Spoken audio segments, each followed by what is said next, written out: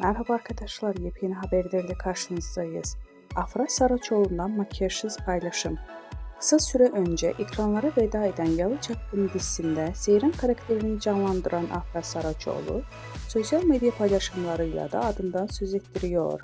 Ünlü oyuncu son olarak doğal haliyle objektiflerin karşısına geçti. Afra Saraçoğlu oyunculuk performansı olduğu kadar sosyal medya paylaşımlarıyla gündeme geliyor. Ünlü oyuncu son paylaşımda doğal halini gözler önüne serdi. Sosyal medyada Afra Saraçoğlu'nun makyajsız hali büyük ilgi gördü. Öte yandan Paris Moda Haftası'nda konuk olan Afra Saraçoğlu son olarak davetli olduğu Miami'deki etkinlikte boy göstermişti.